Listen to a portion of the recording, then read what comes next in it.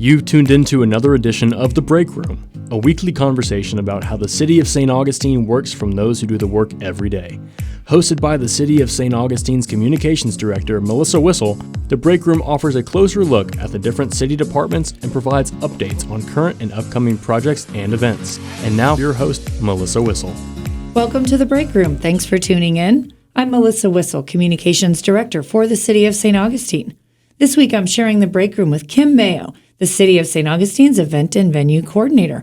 Kim, thanks for stopping by The Break Room. Thanks, Melissa. So we've got some big news this week, and that is the return of concerts in the Plaza for its 30th season. Tell us what we can look forward to this year. Well, we've got a lot of great shows planned. We have some returning people from we've seen in the past, and we've got some new people this year. So I think I'm really excited to present this year's lineup. Excellent. Well, we'll talk about the lineup coming up. We had to cancel last year's season, unfortunately. Yeah, thanks to COVID and everything else. We did cancel last year, so we're able to say that this year's our 30th. Excellent. And you and I had that conversation. Is it the 31st or 30th? But since we didn't have it, we're going to call this year our 30th season. And how long does it run? Tell us about the concerts. What is it? So concerts start the Thursday after Memorial Day, which is June 3rd, and run every Thursday all summer long until the Thursday before Labor Day, which is September 2nd. Okay. And do we find ourselves having cancellations? How does that work? Yeah, so we live in Florida, as you are well aware, and weather always impacts our concerts. Sometimes it can be a beautiful day and we get a last-minute storm and vice versa. So we do have to cancel on occasion. We work with the band and kind of work on their preference. They do have a lot of instruments, and instruments are metal, and we certainly don't want to have any potential lightning issues. So we work with the bands, and if they don't feel comfortable, and we as well, we will cancel their events. A lot of times, too, they're excited to come and play, so they really don't want to cancel. They're not quick to cancel early in the day. Nobody wants to cancel, but if that does happen to happen, we do try to put them at the end of the lineup, and the season gets extended, and we have done that a couple times over the last few years. Okay. If I'm looking forward to coming downtown to come to the concert, I'm not quite sure what the weather's doing, where do I find out if the concert has been canceled? So the city's Facebook page is updated regularly. If the concert gets canceled, I make sure I communicate that to our social media folks, and they do update the Facebook page on the spot. And sometimes it's right up to the last minute. I mean, you could have a crowd of people sitting there, and I know 2 summers ago that actually happened. Yeah, unfortunately, it does happen. We do try to watch the weather the day of the concert so we can have some updates, but it is the way of Florida. And the concerts are at 6 o'clock? Nope, they start at 7. They run from 7 to 9. Okay. And the band does take a little break in the middle. Nothing excessive. They take a little bit of time to get a drink of water, and they jump right back in. And parking, that's always a big question. What do I do to park? Parking's always a big question. There's a lot of opportunities to park. After 5, of course, it's free, but everybody wants it. So I suggest a couple different places, but the parking garage is usually the best go-to to always have some available parking. And then it's not too far of a walk, a couple blocks and you're here, or there's various places around the Plaza area to park. And if I'm walking from the parking garage to the Plaza, it's a great way to stop in any of our local restaurants, grab some food, bring some dinner, come and sit down on the lawn. Yeah, you can certainly bring a picnic blanket, sit down on the lawn, have dinner while you're watching the concert, and enjoy the view. We're not going to be worrying too much this year with social distancing. Are there going to be any kind of protocols in place that we should be expecting, or? We certainly ask that people not crowd upon their fellow onlookers and give each other some space so that everybody feels comfortable watching the show. Okay. So can you give us a little bit of a peek into who some of those bands are? Sure. I'd love to tell you about them. Okay. June 3rd, we're bringing back Ancient City Slickers. This is a new date for them, and they wanted to start the season off early. And then we have a local gentleman, Billy Buchanan, who will play on June 10th. He plays a lot of local places, but this will be his first time doing concerts in the Plaza for us. Excellent. Then on the 17th of June, we have Straight Up. They are new. And Nevadon, which is a rock band, will play on June 24th. And just before the 4th of July, we have Jolie, and she's playing on July 1st. Okay. After that, the Morrow Family Band is on July 8th. Victoria Rose, she isn't as local as some of our other bands. I think she's closer to the Orlando area. She's playing on June 15th. Last to Leave, July 22nd. Grapes of Wrath, who has played many years, is July 29th. Okay. On August 5th, we have Liza Marie. She's a local country singer. August 12th, Lonesome Bert and the Skinny Lizards. August 19th, the Timberwood Band. Both of those last two bands played last few years, as well as Big Pineapple, who's playing on the 26th, and the Driftwoods on September 2nd, who are also returning. So a huge lineup for the summer. You can find out that concert lineup again at citysanog.com/concerts.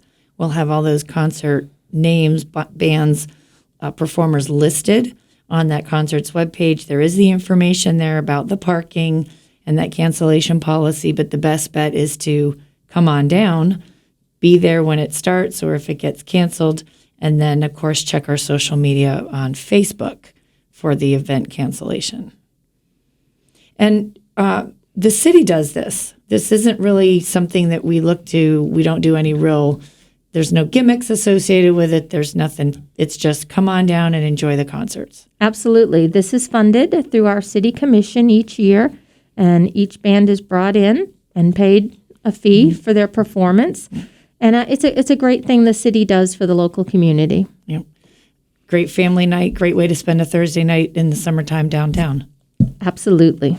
If you're just now tuning in, you're listening to The Break Room. I'm Melissa Wissel, Communications Director for the City of St. Augustine, and I'm sharing The Break Room today with Kim Mayo, the city's event and venue coordinator. We were just talking about the upcoming 30th season of concerts in the Plaza, but Kim, you've got some other responsibilities involving events and venues, and that's also been exciting with the slow return of events to the city. What have you been seeing happening with our event schedule? Yeah, well, many of our events that usually happen on Francis Field decided not to come back this year because they needed more planning time. Some smaller one-day events have decided to go forward. We saw this spring a food truck festival and the As If Festival, which both happened in May. So those are our big new ones this year. And as we get into the fall, we do have a bunch of events returning, and they hope to return in the fall. They're slated to at this point, and I think they will.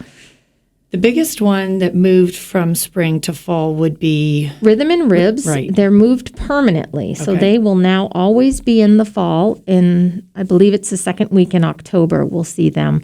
They'll be between the Greek festival and a race. Okay. And I know people are looking forward to that because that was one of the big favorites in the spring, but it's good to know they're coming back. Yeah, they're not gone. And our Lion Seafood Festival and the Celtic Festival, we do expect to see back in 2022. Great. Coming up too, you're working on 4th of July. Yeah, 4th of July is busy as always. Right. We do have Santori coming back with our fireworks show this year. They are working hard to plan it, and I've been working with them and working on all the logistics involved in 4th of July planning. We have there's another performance Yes. that afternoon? Yes, so each year the orchestra performs in the gazebo for the beginning of 4th of July, previous to the fireworks. They start at 6. Right. So people who are wanting to come back downtown this year, we will be doing fireworks, and we will be having that concert at 6 o'clock in the Plaza. Yeah, and the orchestra is thrilled to come back this year. They certainly missed out playing last year, and we're very sad. We didn't bring them back for either 4th of July or Light Up Night when they usually perform for us. And we need to always remind folks to please be patient at the end of the fireworks. It takes all day for folks to get here, and then that fireworks display ends and everybody wants to be the first one out of town. Yeah, and it does take a while for anyone, no matter where you are, watching the fireworks in the city. This year, we are not going to have the shuttle in operation, so there will not be any free parking at out parking The lots. satellite locations. Okay, Correct. good to know. So no satellite parking and free shuttle this year for 4th of July. We'll probably have you come back and we'll talk about that another time when we get closer to 4th of July too. I'd be happy to do that. And you also manage the Gallimore Center. I don't know. Let's talk about that real quick before we head out. We have a little venue here that's city managed, and it's down in Lincolnville.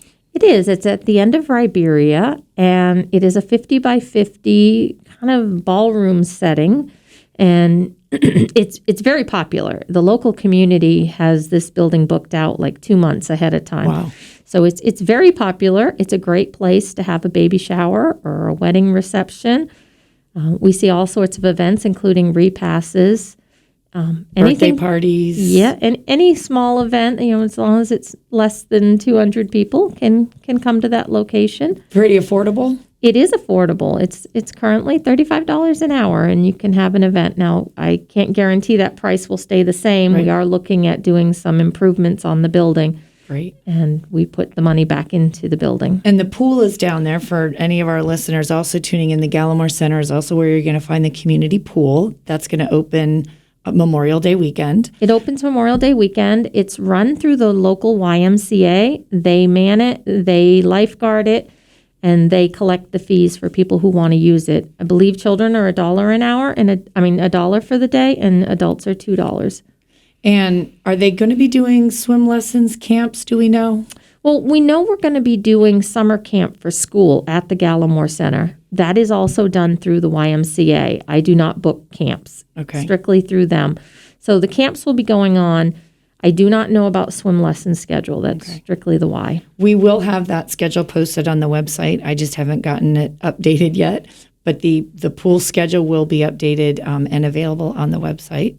Very good. And the Gallimore Center available for rent. Yes.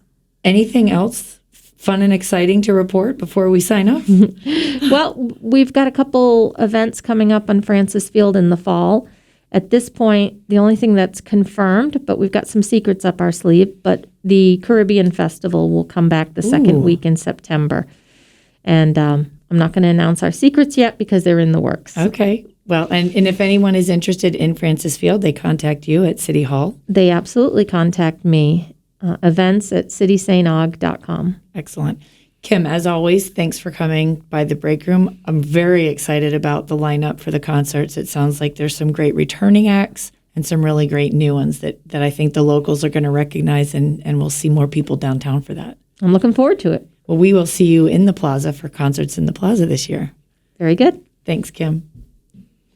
As we wrap up another edition of The Break Room, I hope we answered your questions. If we didn't, take a minute to drop an email. Send that to info@citysanog.com. Let me know if we missed anything or if there's someone you would like to hear from. We want to keep you informed about what's happening in and around the city, and most importantly, that you hear it here from the people doing the work and making it happen every day. Remember that in order to stay connected, you need to be connected. You can like us and follow us on all of our social media platforms.